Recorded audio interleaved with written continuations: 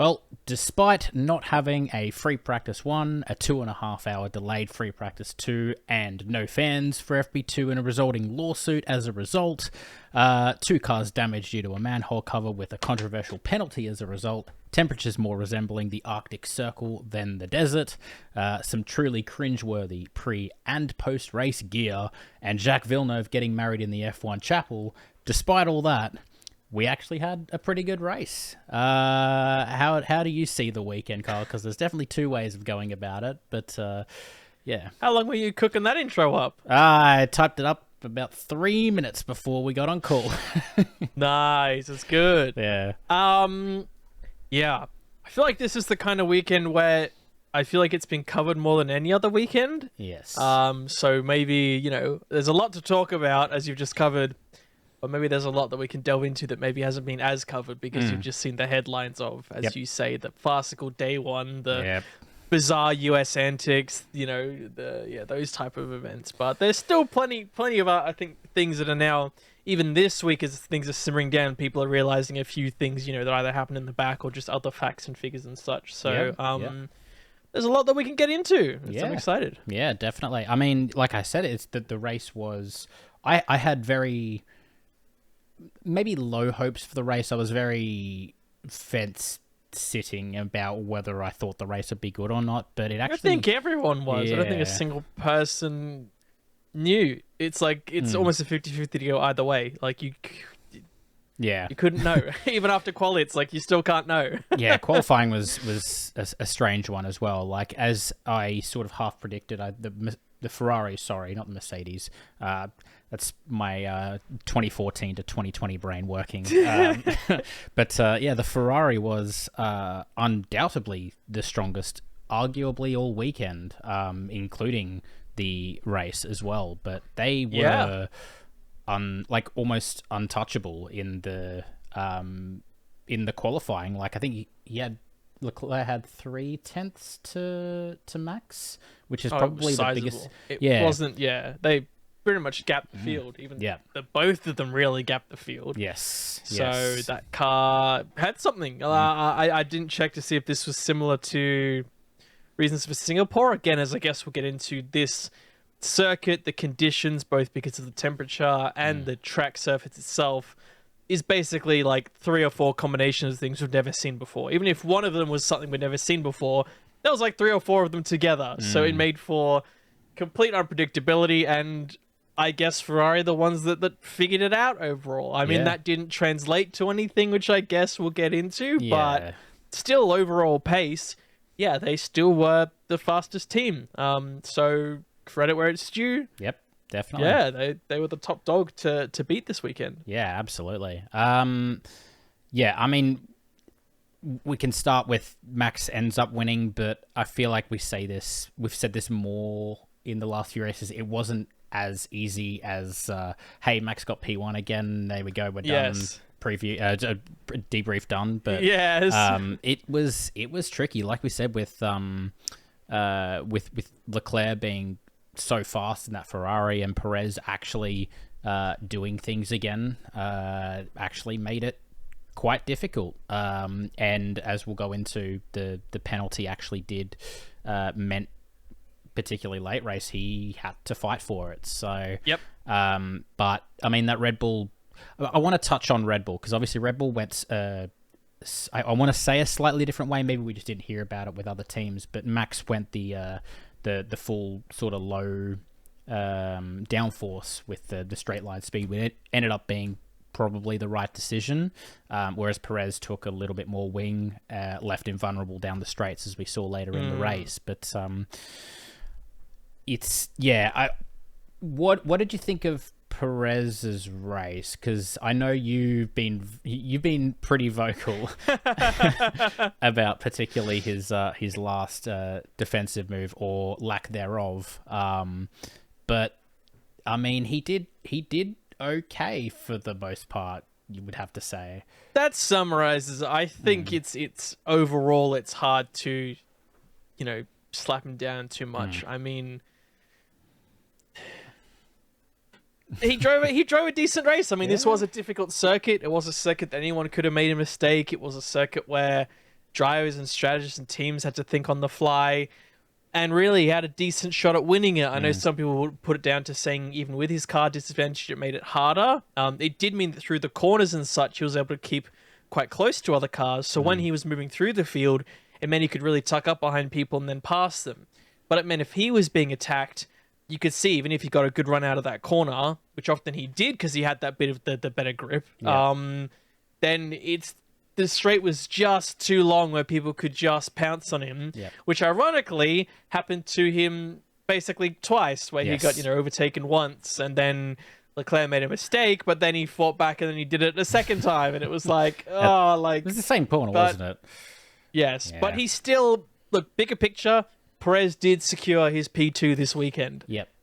That I think says enough. I think that was the biggest thing. Like, I mean, he wasn't really under threat from Hamilton. Hamilton did have to outscore him by I think 7 points to even still be in with a shot, and that would still mean he had to It win. was not that long ago though we were saying it was almost like a certainty. Yes. So true. Did these past few races, it has shown that wherever this has suddenly come from, he's been trying to, for 15 races, trying to get this back. Yeah. And now suddenly, this doesn't look good bad. He had a good fight. It was good to see even the Red Bulls working together, even to try and do a few things. That surprised me, actually. It did. It was surprising. But I think, look, it was any three of those drivers in the top three, really, they could have won it. Yep. And I think Max, again, was put on the back foot.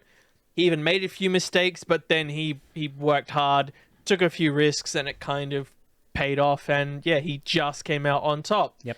But any three of those drivers could have had it. Yeah, I think I would say had Leclerc not been, as he would quote, why is he so unlucky?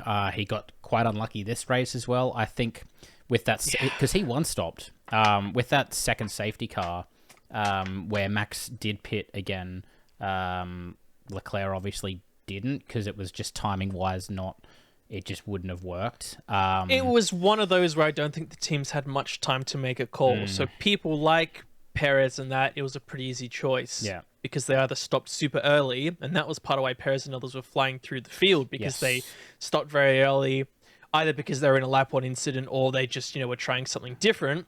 And this was the perfect time for them to come into the fray. And then you had some drivers who had stopped kind of recently, but they thought, but if we box here, this is kind of the perfect time to get a tire set towards the end of the race. So we saw a few cars kind of stay out. There was really two major cars, which was Leclerc, of course, which was more the fight for the lead, and Piastri, who was slightly different because he still had to stop after that, and they were hoping to bank on another safety car or such. Because he went hard, so they knew he was running like P2 or P3 or something, and it's like, and then he was basically P4 for the rest of that until he had to stop, because they were just holding out on it, 'cause that was just what they played into. But going back to Max and Leclerc, of course we should say Max kind of fell back because we had running into T1. This wasn't the only incident. We had before the race, which was a significant contributor to this, all the drivers went around for the parade, and Piastri's car basically shat the bed, or shat the start-finish line, for lack of a better term, and splurted oil everywhere. A lot of oil. And of course that was right on the left side of the grid. So not only was this grid really difficult, but basically every car at the start that dived over on the left-hand side then suddenly realized that they couldn't stop where they wanted to stop. So you had Alonso who dived over and then suddenly couldn't stop. You had Sainz who dived over to the left and then couldn't stop. And the top two kind of were doing their own thing. They both couldn't really stop. Max kind of went wide, and then there was also a bit of a kerfuffle. Surprising, I guess, that no cars kind of got taken out, because it was more just a few clumsy slidey around bumper cars type shenanigans. It's like that. It reminds me of that Simpsons episode, when Homer's in the car and he's in the car park with the ice, and he's like bumping in between all the cars trying to get into the car park. I know the one. I think I saw another clip of I think it's Top Gear, when they're in like an ice rink and Clarkson is racing in a car, that's like right, a speed skater, and he's kind of drifting around all the corners and bumping into the walls and everything. But it was very much like that, and it meant basically the race straight away. We had drama. We had Max who got ahead. and of course was saying, "Oh, I think I had it," and then you had Leclerc going, "Well, what the hell was that? He pushed me off." Yeah.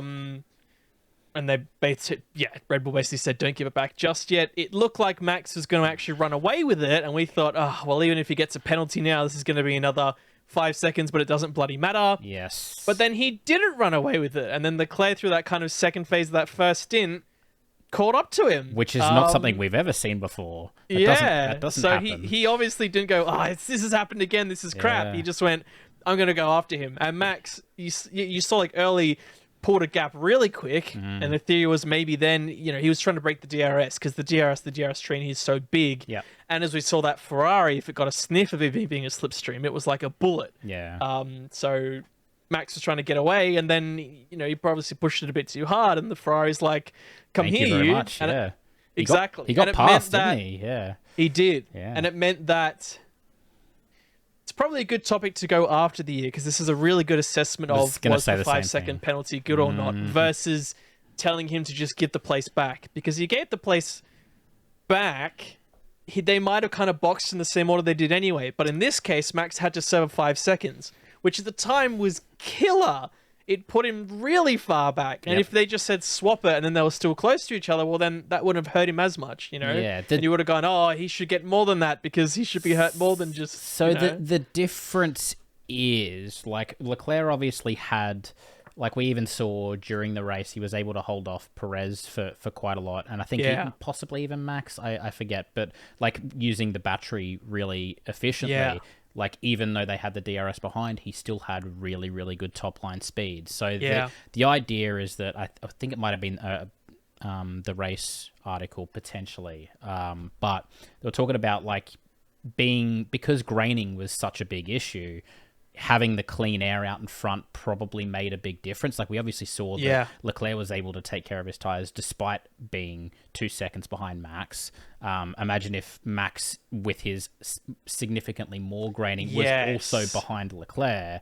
His tyres might have fallen off a lot quicker, and then he could have been vulnerable to even people behind. So, like you said, the whole 5-second penalty, I think, it's happened enough times that I think it's just kind of a post-season thing we need to talk about. Yeah. I think in this instance, it didn't make too much difference. It was probably because he had to serve it under a pit stop, and because he didn't get away from the pack like he normally does, it kind of made it that it was sort of the right penalty to give. But in most instances, as we've seen, in the past, they'll just cop the penalty and just blast off 5 seconds down the road, take the time penalty at the end of the race, and it doesn't matter. So there is definitely something that needs to be done with that. But it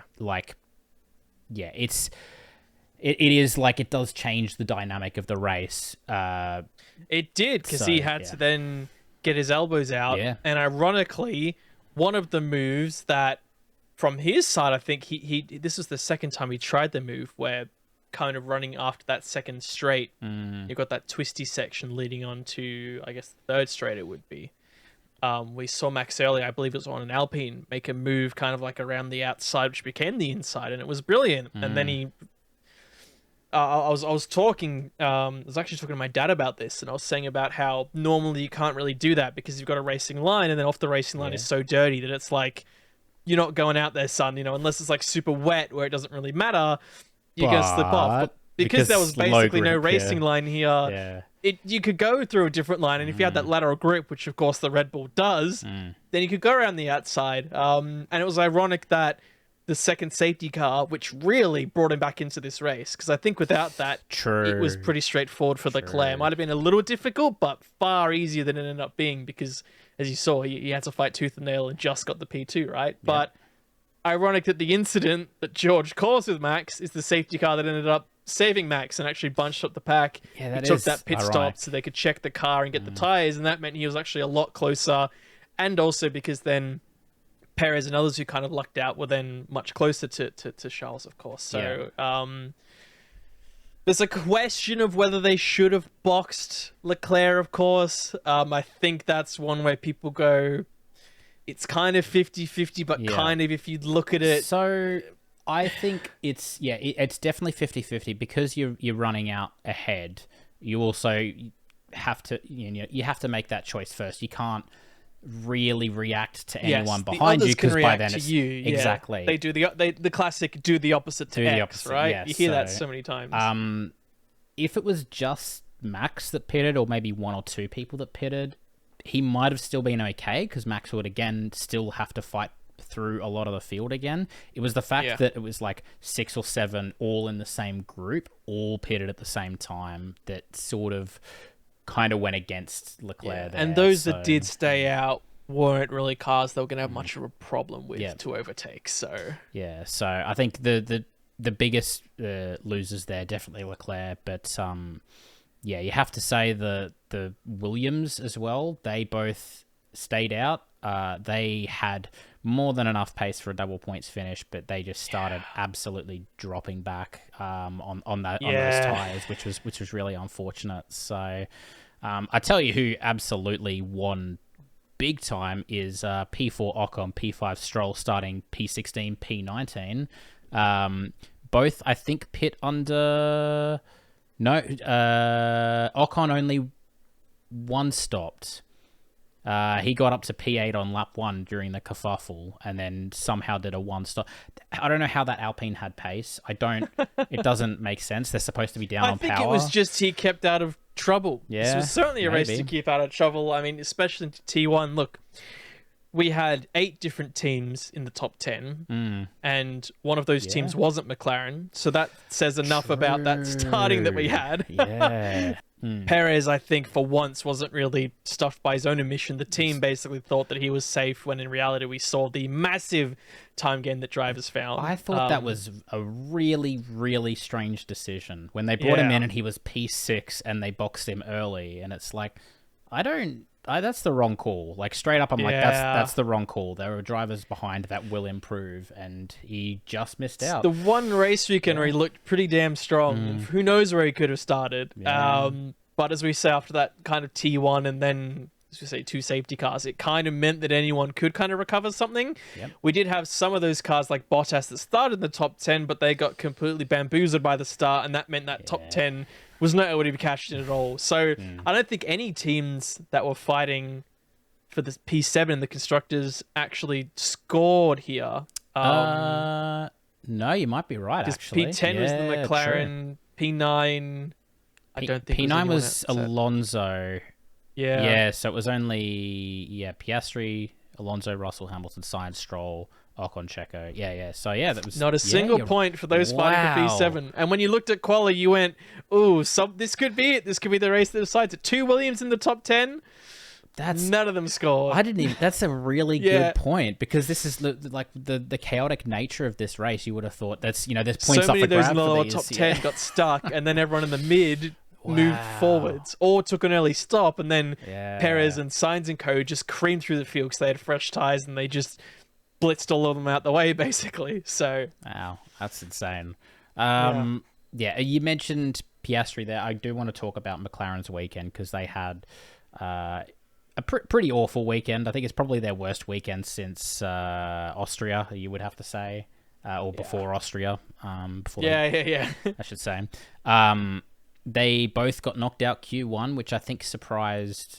Oh, it surprised me. I don't know if it surprised you. I didn't think they would be, like, maybe not, like, pole strong, given how they were in practice and given, the nature of their car. But, like, both out in Q1? That just seemed... I think they only ran the one set of tyres that probably didn't help them. They summed it up pretty well in the interviews. Both drivers and even Zach Brown were kind of saying... This is a typical case, so we knew we'd be weak here coming into it. Obviously, they thought either the low grip or the temp or the straights. Or the low-speed corners. And blah, exactly. blah, blah, and that they actually weren't even that far off. Again, despite this being, which I didn't realise, the second longest circuit, basically, we have on the whole calendar, which is quite large. Surprised me. It's just there's a lot of straight to make up for it. But it's second longest circuit. The margins were still very, very small. They barely missed out. And I think on quali, everyone was kind of on it. Like, you'd think it'd been quite a tricky session, and even battling, the fatigue, the jet lag, everything we heard so much about. majority of the drivers were pretty on it, and that's where you even saw Hamilton in Q2 kind of didn't make it through, and he's just like, I just couldn't connect it. And as we said, both the Williams connected it. Credits it to Sargent, who was basically keeping up with Albon the whole time at a circuit, which is a big challenge, and plenty of others too. So, yeah, and then as if it wasn't bad enough for the McLaren, of course, Norris was the one which it was funny how there was a few almost little characteristics of the track we didn't really notice till the race. So we didn't even notice there was really a bump in that left-hander until Norris went over it and then lost it through the bump. And you went, well, is this going to happen to more cars? And most cars on the onboard you saw went over the bump. I think he just got super unlucky. It was early. It was cold tires. It just a combination cold car, of things. everything. Yeah, difference like the way he has to modulate the throttle probably didn't help as well. It's almost like that could have happened to anyone. You almost know every other car they would have said, "Hey, be careful through there." To every other driver through the rest of the race. So big impact. He did get taken for precautions, but he was all good. It was just a check, but it was pretty ferocious. Big hit. Yeah. Yeah, and to Piastri's credit, for a car they apparently said was, dung, his race pace apparently was pretty good. As we say, he was consistently up there, even on old tyres, not really getting caught. He did have to make that pit stop, but still got a P10, and really, a few more laps, he was flying out there. So they obviously found something overnight, and maybe who knows what could have been if Norris had a stayed in the race. But luckily we had plenty else going on anyway. Well, so it wasn't. To be honest, who could have known what would happen if the Piastri Hamilton didn't cause both of them punctures? Because I think both of them were. Oh yes, I forgot. And that's what I think. That's the reason why Piastri he pit lap 17 and then Hamilton because he was one of those later. starting at the back. Both of them. Yep. They had the slightest of slight touches and. Again, we've seen how many times have we said this? Sometimes you get a massive touch, nothing happens. Sometimes you get a breath, and two cars instantly they're saying they've got, I reckon, punches, and you're like, huh? Where did this happen? I reckon the next incident we have could be a straight up T-bone at like 300 kilometers an hour, and there'll be no damage. But then we'll have like someone will just like graze the tire, and it'll explode, and debris will go everywhere. They'll go over a curb and land in the tire. Will just burst. It's so odd. It's just the way the forces of it work, or the way they impact. It's very odd. But yeah, I think Hamilton's, I think in particular, I mean Piastri as well. Obviously, he got the fastest lap, but he was on the softs right at the end. So it's kind of hard to tell. But he was running on those hards exceptionally well. Hamilton hit a lap later than Piastri did, so he actually lost more time than Piastri ended up losing to it. Because I think he kind of stayed out, and then it was like a slow puncture, and then they cut to him, and you could see he dropped right to the back. Time, he dropped back to P19, which would have been last at the time. And still made his way back. He did also pit under the second safety car. That helped him quite a bit, but he made his way back to P7, which is pretty remarkable. So like if he hadn't got that puncture, I think he said podium was on if he didn't get that puncture, and it's like it's hard to disagree. Like it was so strong, and I think same with Piastri. Like he didn't lose quite as much time, but he did still lose a lot, and he also pit at a time he probably didn't want to. And he also started P18. That didn't help for him, but I think he was up quite a few places lap one regardless. But like I think both those drivers probably deserved more than they actually got. But it's just the way it goes sometimes. Sometimes you breathe the wrong way and you get a puncture. So exactly. Yeah. I mean, Max would have sustained some damage from that Russell hit, because it was a pretty big whack when you saw it. You thought that's got to be almost, I think Russell said it was his, like, wheel cover. Like, that was the only thing that was damaged, which is why there was so much debris. But he's like, it probably helped us with the graining because there was no wheel cover. It's like, sick. And Max didn't report much. He said, have a look, and he said it feels fine. And they said afterwards, look, there was damage to both of those cars, which I guess makes it even more impressive for Max's comeback if there was a bit of damage there. But that was similarly hit. That was a pretty big whack. When you saw it, you thought, oh, crap. And then they kept going, and you thought, they're okay, I guess. Very weird. What do you think of that penalty, by the way? I know Russell's come out and said he, like, accepted responsibility. I thought it like, I get why they gave the penalty. I almost thought it was a bit harsh because I think It almost feels like because Max got through. Yeah. I don't know. Yeah.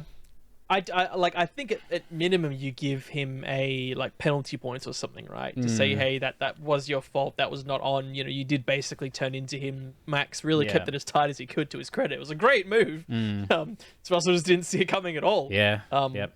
But Max was more than enough alongside and didn't just then cut across. He was basically on the curb as he got hit. You could have done much more. Yeah. I just thought it was a dive from he was a fair way back. Like I said, I get where where the stewards are coming from, and I get why he's got the penalty, but it's maybe one where if they had have hit each other and then Max had a puncture and Russell got ahead, they would have gone, well, that's a penalty, you know, because Max is taken out of it. But because they kind of hit, but he still made the move and it didn't really affect them, it feels a little harsh, but yeah, I guess I don't know. You could have seen it go either way. I'm not going to grumble about it, right? Yeah. It feels like maybe they were a little... Maybe I prefer them to be heavier on the penalties. Like, I prefer both Max and Russell got the penalties than neither of them getting, right? I think I'd be more annoyed if neither of them got one. I'd be like, well, the stewards asleep this weekend. What are we doing? Well, I guess actually, something I forgot to mention on the Max penalty. They were on the safety car for quite a while they were reviewing that decision. And then once they were not under the safety car, then they decided to give Max the penalty. That's right. Why did it take him so long to give him what should have been a really easy 5-second penalty or hey, give the position back while you're under safety car, which probably what should have happened. And then you avoid the penalty and then you avoid all this, but it took him, like 4 laps or something to work that out. And it's like, I don't understand why it took that long. And then you don't have this drama. Perfect, done, whatever. Yeah. It's these funky F1 rules, man. It's because F1 follows those strange rules like, well, if you're ahead at the apex, but we went, well, but where the hell is the apex in this scenario? Well, is it because it's lap 1? Well, it's because half the grid slid off, so it's like, do you give all of them penalties? You know, it's like none of the others did, but then... I don't know. It's tough. I feel like... Again, I think the decision they came to, I'm not against it. It still may be an example where they could review things so they either get a decision better or they have more options to apply a different type of result or penalty to this. Yep. But I'd be a lot more upset at a lot more different answers that could have come from it. So yeah. It definitely could have been a lot worse. They could have straight up been like, Max doesn't get a penalty, which is what happened in like 2021 when the Brazil one famously, when he just like ran Hamilton like or even 7 meters off the track, and he also went like 4 meters off the track. And then later that year in Abu Dhabi when it kind of happened in reverse, when Hamilton ran him off, they didn't get it. I think that was maybe when they saw this, they went, hey, that's pretty. And they said it was different because he also didn't make the corner at all. Again, why it took time, I don't know. But this is better. You know, as I'm saying, a lot more permutations. It could be a lot more said about. But I guess I did have a few. Like, we can talk about a few other things, but there was a few other notes from the race. So this was the most overtakes we ever had in a race, in a dry race, since China 2016, which is quite a while. So that's over 7 years. So if you're watching, you probably saw a lot of overtakes. I reckon half of them were in that first corner in the first lap. yes, that can be the reason. But there was, cars moving through, some back and forth of people not just getting overtaken, but the nature of this circuit, and you could run side by side a few corners, pass on, they get passed back, which makes for good racing. The double DRS as well, or the double slipstream, is like you can get past with a long straight, and then you get taken back past again, like we've seen it. Exactly. Seen it a lot, so... Yep. So, so that made it good. It does mean that Charles continues his record of having 12 poles in a row with no win.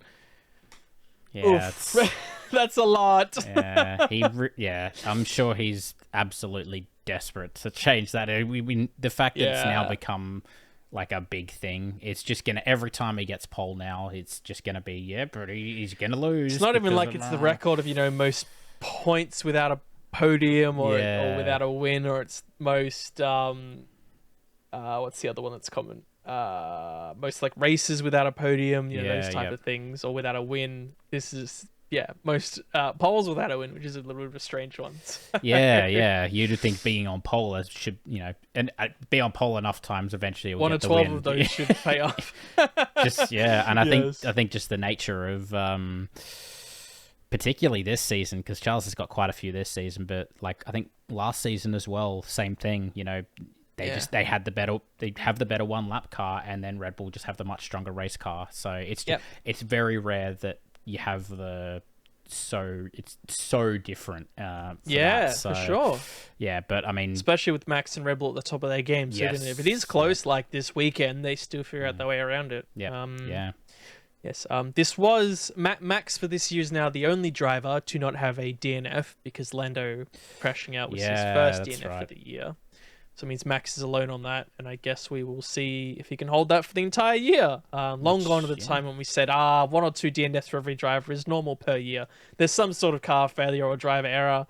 I thought there would be one this year with how few parts, like only 3. That's why we added it into our predictions. Yeah, exactly, Almost go, yeah. when's the car gonna fail? Never, apparently. It's bloody hell, running on fumes at this point.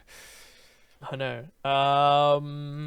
I guess we talked about Max a lot. The final line I saw, which I actually saw come up on social media after I heard it in the Checkered Flag podcast, which is the BBC podcast. Yep.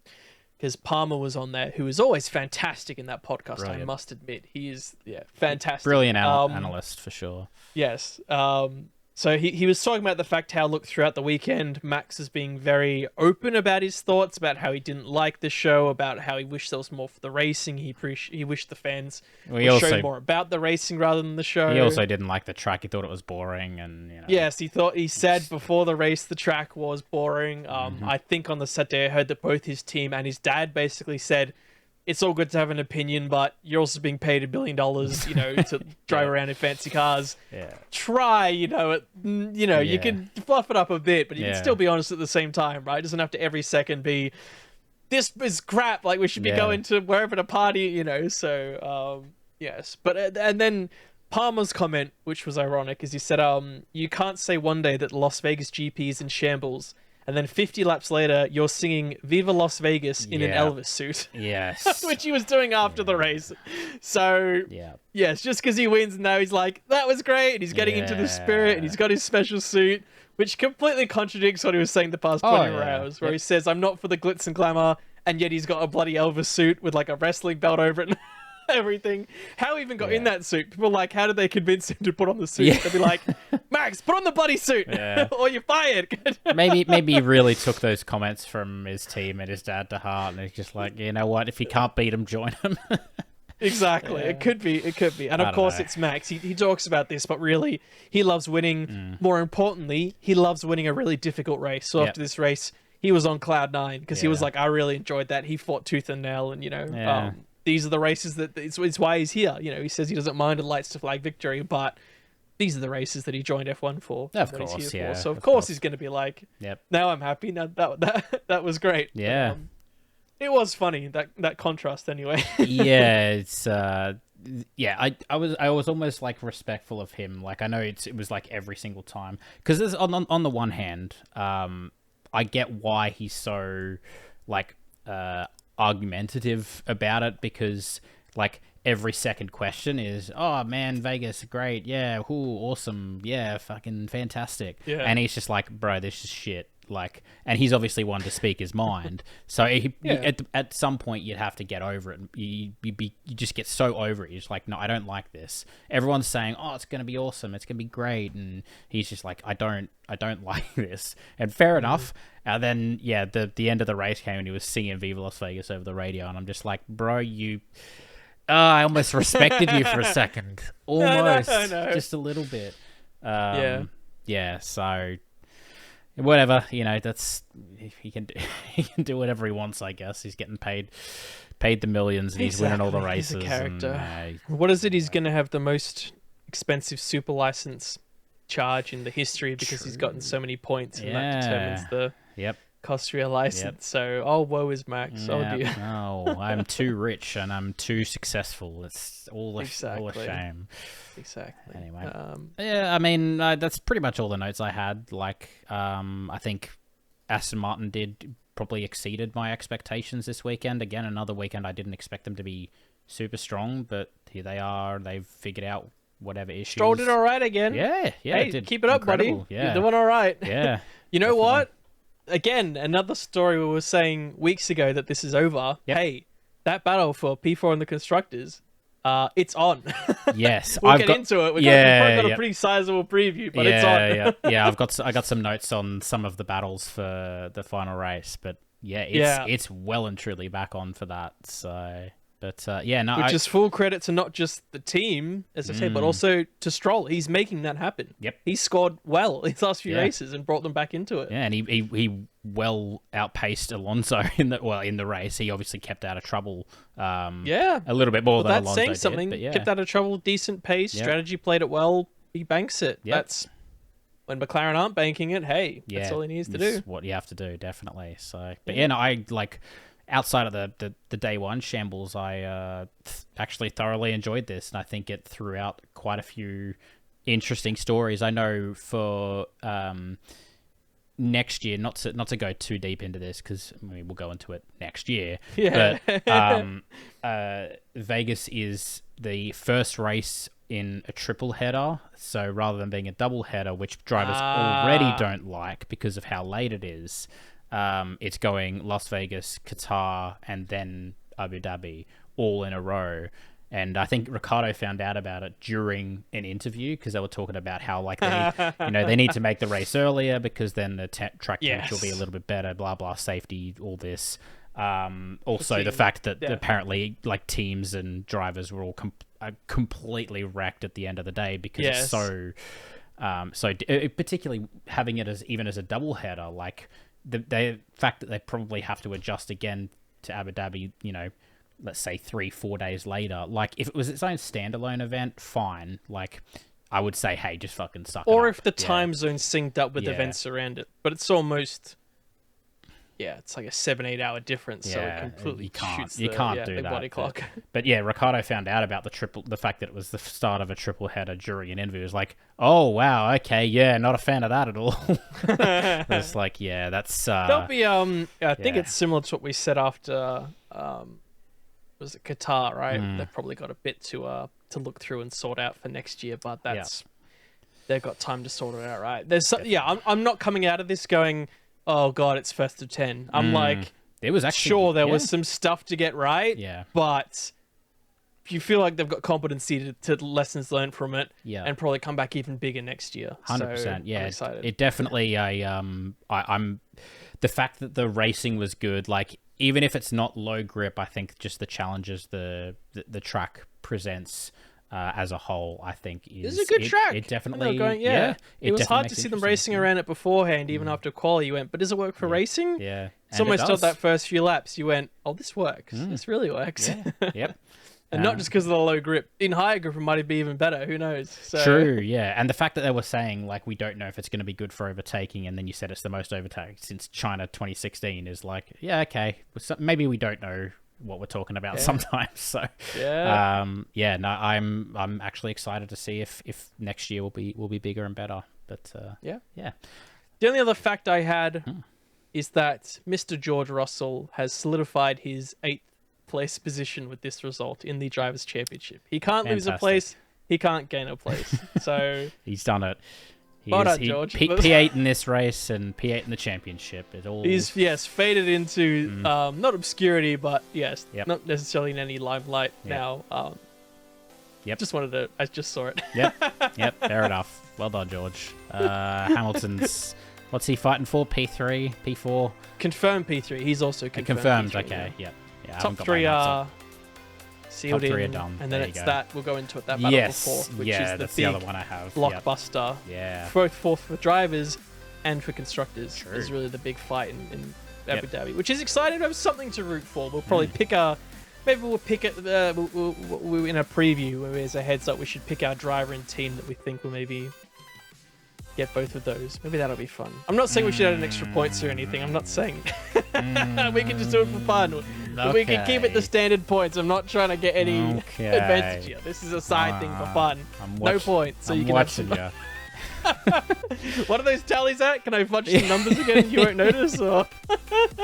All right. Well, we'll leave it at that then. We're going to be recording our Abu Dhabi preview right after this, so stay tuned for that one. But let us know what you thought of Vegas. Did the off-track stuff put you off so much, or did you end up enjoying it like we did? Please let us know, and stay tuned for Abu Dhabi, the final race. Hopefully it'll be a good one as well. But take care, everyone. We'll see you very, very soon. Bye-bye. Bye.